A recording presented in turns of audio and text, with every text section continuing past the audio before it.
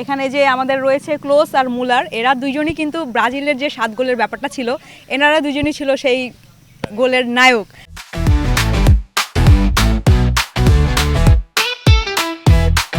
ব্রাজিলকে 7 গোল দিয়ে জার্মানি যে আলোচনার জন্ম দিয়েছে তার প্রতিচ্ছবি ফুটে উঠেছে নাটোরে অবস্থিত জার্মান বাড়িতে।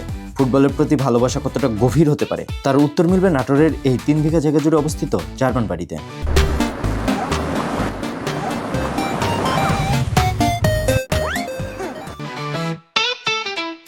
নাটোরের বনপাড়ার এই আলোচিত জার্মান বাড়ি গড়ে তুলেছেন জার্মান প্রবাসী সাগর কুলেন্ত।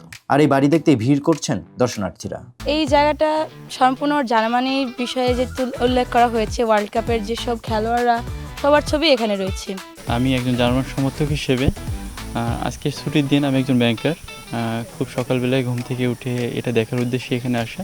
এখানে এসে এনাদের এই ব্যতিক্রমধর্মী উদ্যোগের জন্য বেশ ভালো লাগছে আমার।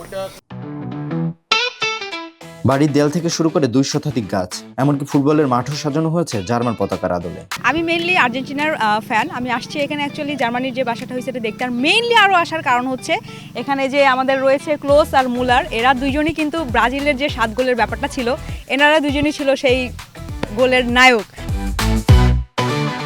প্রথম দিকে তো আসলে এটি জার্মানির প্রতি শ্রদ্ধাবোধ, ভালোবাসা এবং কৃতজ্ঞতা বোধ থেকেই আমাদের এই সাজসজ্জাটির আয়োজন ছিল, কিন্তু আমরা আসলে বুঝতে পারি নাই যে এটি এত জনমনে এতটা সাড়া ফেলবে বা এতটা আলোড়িত হবে। আমার ভালো লাগার বিষয় হচ্ছে এখানে বাংলাদেশেরও যে পতাকা রয়েছে সেটা হচ্ছে জার্মানি পতাকা থেকে একটু উপরে। এটা দেখে ভালো লাগছে, কারণ এটা দেশমাতৃকার জন্য ওনার যে সম্মানবোধ এটা আছে, দেখে ভালো লাগলো। এখানে বিভিন্ন ছোট বড় উৎসুক অনেক মানুষজন আসছেন, ভিডিও করছেন। এখানকার যে পরিবেশ, আগে যে একটা নিরিবিলি পরিবেশ ছিল, এটা একদম এই কদিনের যে একটা আনন্দঘন পরিবেশ তৈরি হয়েছে।